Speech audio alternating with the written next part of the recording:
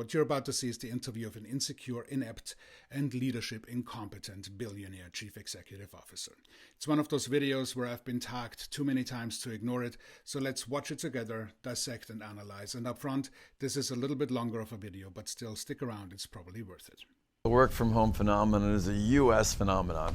If you go to England or Germany, and we have some investments offshore, and I was just looking at rents are up and vacancy rates in the top German property markets, Berlin, Frankfurt, Munich, Hamburg, are less than 5%.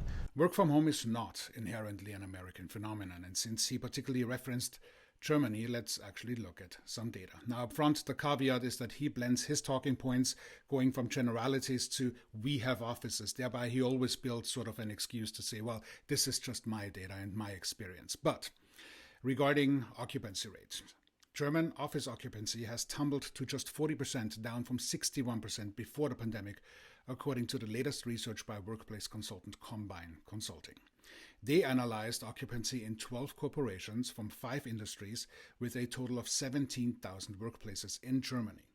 The occupancy rate between January and April of 2023 was just 25% of what it was at the peak, as more and more people are working from home. That's, of course, a far cry from the 5% that he referenced. Also, this gets to say inevitably that German organizations are actually listening to their staff.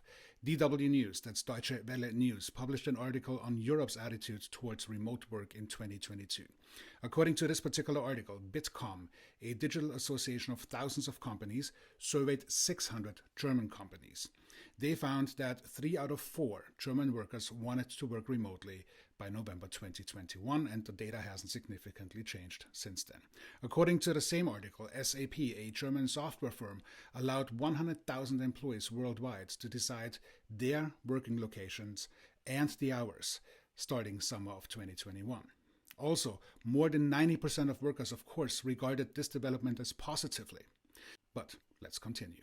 So this is a U.S. situation. In the U.S., you have 2 markets. You have the really nice buildings that are ESG compliant, that are lovely, like the one we're sitting in. This place is buzzing, and they're back. Like, it's a fun place to be. And if you're in a building with lots of cubicles and it's dark and there's no life and love, so nice buildings, even in a city as currently destitute as San Francisco from an office market perspective, the best buildings are still leased. Office spaces. Yes, there are adequate office spaces, and then there are cubicle farms. But ultimately, who's responsible for the infrastructure of the office buildings to begin with?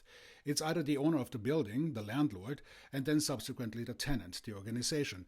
And they should survey their staff, asking and listening to what the staff needs. If those needs cannot be met or the organization is unwilling to meet them, then yes, you either have to force your staff back to the office and risk attrition, or figure out how to accommodate those who make your CEO inflated paycheck possible in the first place. And so you're going to see a bifurcation of the market in office. The nice buildings will stay rented, and my guess is at pretty good rates. And the B and C stuff is going to be maybe fields of grain or something. It'll be very pretty. We'll have all these little mid-block parks in New York City because there won't be anything else to do with those buildings. Well, perhaps some desperately needed housing would be an option. Certainly something this golden spoon subhuman has not yet considered. It's inhumane and representative of the majority of American corporate leadership.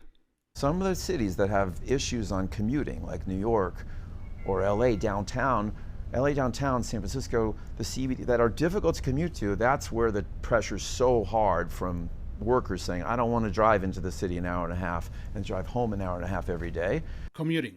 See, the issue here is that you're not paying for the staff's commuting time. The privilege of having a job can easily be accomplished from home, and if commute to work is necessary to attend to a physical location upon which the organization derives a profit from the work provided, let the people clock in the minute they leave the house, driving to create revenue for the organizations. If that doesn't fit the greed narrative, and staff has demonstrated to be effective from home, well then let him work from home. But I also think a nice little recession will clear this, and you'll see people come back to the office. Besides the blatant ask for a French necklace, if you know what I mean, a recession carries 3 direct impacts. Businesses, large and small, face declines in sales and revenue and profits, and the effort then must be to cut costs, and this may include layoffs and cuts in capital spending, market research, and marketing. Recession may also curb credit access, slow collections, and spur business bankruptcies. Adding to this, that forcing a commute increases an employee's expenditure, and we know through numerous data sets that wages have not kept up with the rise in cost of, well, everything, and you're asking for a massive cataclysmic event. So what he's saying is that Starwood Capital will apply pressure tactics in that a recession will further allow them to force people to come to the office under the threat of repercussions, because if all businesses feel the impact of a recession and reduce their staff, you better be thankful that you have a job in the first place. It is the American exemplification of incapable and impossible leadership.